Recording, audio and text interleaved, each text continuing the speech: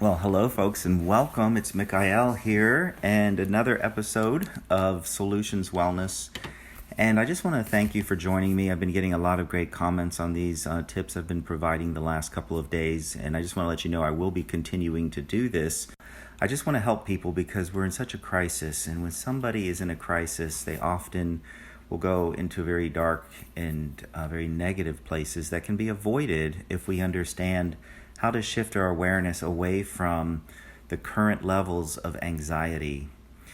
Anxiety is plaguing our planet, and when we don't understand how anxiety works, when we don't understand the nature of anxiety, we stay in ignorance of it, then we get bottled up with it. We get overrun by these feelings of anxiety that can really produce a lot of stress in a lot of people. I think that one of the important first steps is to understand the sources of anxiety. Where does anxiety come from? What generates it? What triggers anxiety? And so I want to share with you 7 common areas of where anxiety can be, that you can identify where your anxiety is coming from. The very first one, and I talk a lot about this with my clients, is unidentified and repressed feelings, emotions. Unidentified emotions, unidentified feeling, unidentified hurt, unidentified anger, unidentified fear, unidentified joy, unidentified love can also produce anxiety. So that's the first source of where anxiety comes from, because emotions are there to guide us. They're there to be heard. They're there to be recognized, and we need to develop a relationship with them. And when we ignore them, when we deny them, when we distract ourselves from feeling them, even though they may be uncomfortable, it produces anxiety within us. The second common area of anxiety is the anticipation of being rejected, humiliated, abandoned, or betrayed. Those 4 fear patterns, and notice there's 4 of them, and they're the core of where all fear comes from. Fear of loneliness is the ultimate fear. And being in isolation, for a lot of people, those who live alone especially, those in isolation are triggering these fears of being abandoned, betrayed, rejected, or humiliated. And those core fears can produce, when you don't deal with them, when you don't understand them, produces anxiety. So that's the second common cause of anxiety. Is the third cause of anxiety, the third most popular one that many people do unknowingly that produces anxiety, is trying to trust untrustworthy people. People that you deep down know aren't trustworthy. They're not worthy of being trusted. They have a bad track record. Things have gone wrong in the past. They've let you down. They've told you things. They've promised you a lot, and then they fail to deliver. So the third source of anxiety is trying to trust untrustworthy people. And the fourth area of producing anxiety, I shouldn't say the most common. This is actually probably the least common, but it is something that most people don't consider. And that is when a quick and sudden change towards excessive happiness, excessive success, excessive joy. When you have this overwhelming feeling of success, a new opportunity comes into your life. And it's positive, extremely positive, but it's the experiencing of the excessive levels of success, the excessive levels of happiness and joy that you often go into anxiety. If even winning the lottery, let's say, is a good example of excessive success and joy and happiness, right, would throw people into anxiety of trying to figure out what to do. It throws them out of their daily routine. So that's the fourth cause of what produces anxiety. The fifth one is being at sufferance of somebody else's jealousy, envy, and rage. In other words, being the source. Somebody's jealous of you, somebody's envious of you, or somebody's raging with you. Those produce anxiety, knowing that somebody is jealous of you. At first, yeah, that feels good, right? The ego in us says, oh yeah, I like people to be jealous of me. No, don't. Have people be happy for you, have people be proud of you, have people but not be jealous, because they feel deprived. And in their deprivation, they can cause damage. So it's that being the source of other people's envy and jealousy can also produce anxiety. The sixth common cause is the fear of the unknown. The fear of the unknown is really about realizing everyone has a future out there, whether it's you're going on a date on Friday night, or whether it's an important meeting and business call you have next week, or a presentation you're giving, or your ultimate future where you're moving towards. That fear of the unknown, because I don't have a solid sense of self-esteem or self-confidence, because my self-confidence and self-esteem is not strong enough, I can't support the unknown, and I become anxious, doubting myself, anxious, procrastinating, anxious. And that is another major source for many people right now in our world dealing with this coronavirus, is that this anticipation of a negative future, of fear and failure and pain. And that's something I'm generating in my mind, anticipating and creating, thus producing anxious feelings, because every thought you have has a feeling attached to it. So if I'm thinking about my doom and my gloom and my pain and frustration of the future, I'm generating a feeling to match that. So that's the sixth common cause of anxiety. The seventh is unidentified truth, refusing to accept the truth. And this kind of ties into the last one about not having self-confidence and self-esteem.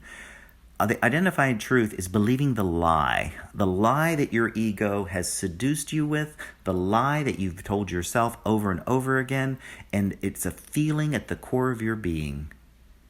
And this feeling comes from, I'm not good enough.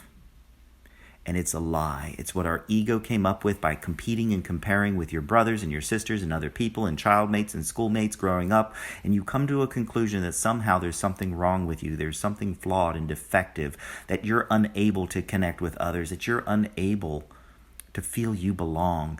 And that produces anxiety, because there's something wrong with me that I have to fix first. And that is the last cause of anxiety, that comes from unidentified truth, meaning that you are enough. And you're not telling yourself that truth. You're believing the lie of the ego that says somehow you're not enough. So anxiety, the common causes here that I just went over, these seven. Now, they're not the only seven causes, but they're the common ones, the ones that happen more generally. And definitely the ones that I mentioned already: unidentified and repressed emotions, not being able to trust people, feeling or trying to trust people who are not trustworthy, and the fear of the unknown. Those three are rampant in our world right now, triggering levels of anxiety and stress in people. And it's sad. Now, what are the signs and clues that you have anxiety? Because see, if it's unidentified emotion, that means I've learned to shove it down and pretend I don't have it, and maybe even convince yourself that you don't have it. But there are signs and clues. Obviously, panic attacks, right? Obviously, panic attacks, depression can be also a form of anxiety, because I'm depressing my emotions. I'm depressing these feelings, and it takes a tremendous amount of my psychic energy, my mental energy, to hold back these feelings that I refuse to process and feel. And it ends up producing anxiety, but it also, depression can come out of that. Feeling no energy, because on your subconscious level, you've been holding down all of this energy. So that's another signs and clues. Physical clues is somebody who's always twisting their hair. They're just always kind of twisting their hair, or they're biting their nails. They're always biting their nails. The person who's sitting there with their legs crossed and their foot's going like this, constantly moving, constantly, that's anxiety, pent-up anxiety that I haven't identified. And it's in my body. My body's trying to release some of it, trying to let up the pressure. Tics, uncontrollable tics in your body can also be a source in one of the signs and clues. Anxiety, as I mentioned, shaking your legs, tugging or pulling or biting, twisting, doing some kind of physical activity that helps me to kind of spend this pent-up energy. Another common cause I call running anxiety is when you can't sit still. You can't be alone. You can't be in solitude. You can't be quiet. That's because I have to keep going. I have to keep doing things. I have to do a new craft project. I have to keep organizing my bookshelves. I have to constantly be doing something. I can't sit still. And if I do sit still, I have to be entertained. I have to have constant stimulus, so I don't go into those feelings that are there that are producing the anxiety. So running anxiety means I'm always on the go, and don't know how to slow down. That's a major clue that will tell you that you're dealing with anxiety. And then the final one is resistance to meditation and mindfulness. Because see, anxiety is uncomfortable. And if I disconnect from the outside world and turn inward into meditation to become mindful and present, guess what I'm going to feel? My emotions. And those emotions that I've been avoiding and trying not to feel, that uncomfortability will come to the surface and I'll be aware of it. So often if I resist meditating and I resist mindfulness practices, it's because I have a level of anxiety I haven't yet dealt with. So how do you deal with it? How do you resolve this? How can I help you to move past your anxiety very quickly? And the first step is you have to admit you have it. Look at the symptoms. Look at the clues. Do I have panic attacks? Do I have insomnia? Do I go into depression? Do I have the mechanical, physical, always, pulling on my ear or tugging my hair or biting on my lip or grinding my teeth? Those are all forms of anxiety physically that I'm trying to tell myself that I have. So admit you have it is the first step. The second step is seek to understand it. What is it about my anxiety? What is one of the common causes? Is this because I'm afraid of the unknown? Is this because I'm the source of other people's jealousy or envy? Is this anxiety coming because I'm trying to trust people who are not trustworthy? Is the source of my anxiety about my fear of rejection, humiliation, abandonment, or betrayal? Is my anxiety my repressed emotions, or is it believing the lie that I'm somehow inadequate, insufficient, not good enough? What is the lie I've been telling myself? Is it my fear of the unknown? And most likely it is at this time. And anxiety is not bad and wrong. It's important to honor it and understand it. And as I've already gone through those 7 common causes of anxiety, and I've talked a little bit about those clues and signs. First of all, you admit it, you have it. Second, you seek to understand it. Because you see, what fear does is it thrives on ignorance. And what does the word ignorance come from? To ignore it, to pretend you don't have it, to deny it, to discount it, to distract yourself from it. That's all a big part of what feeds our fear and our anxiety.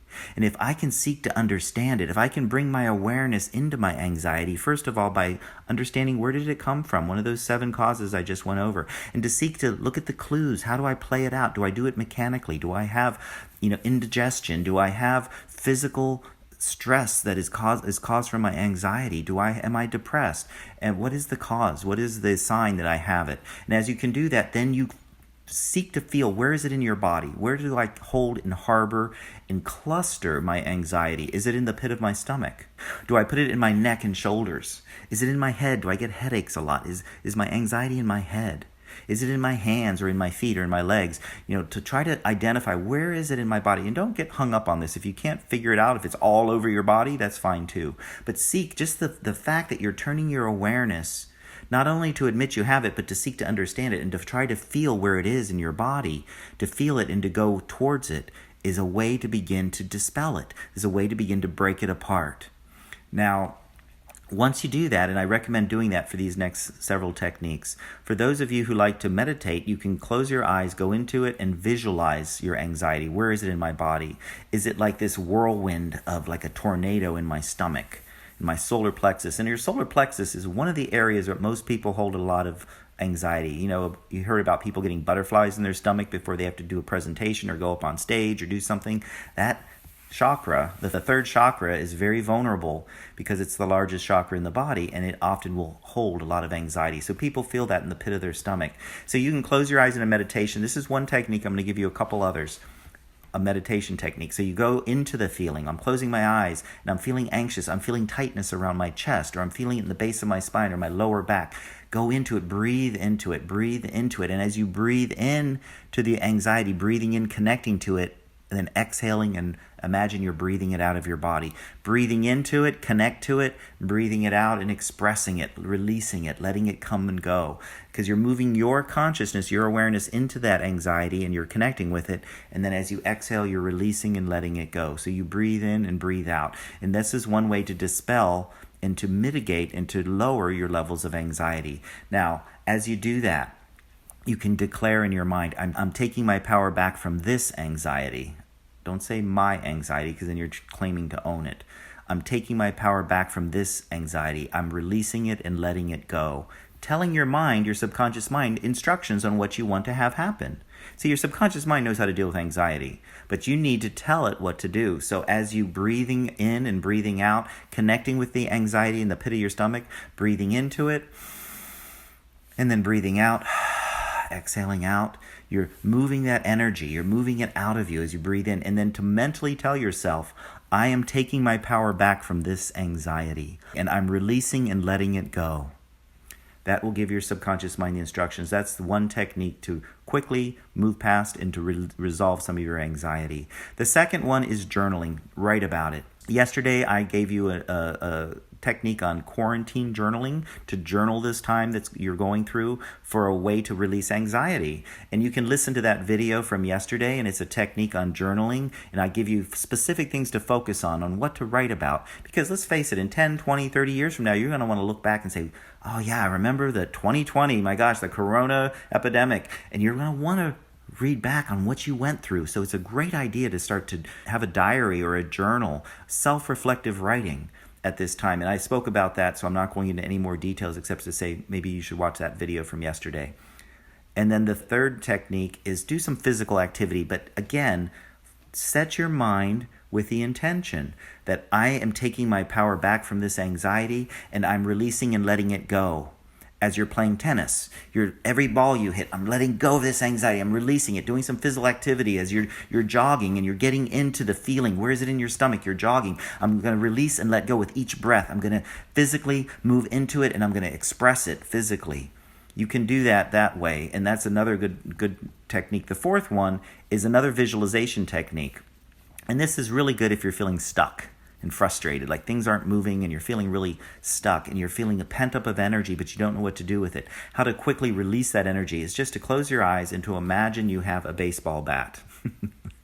Now, again, you're doing this completely imaginative. You're not physically buying a baseball bat and doing any harm to your environment.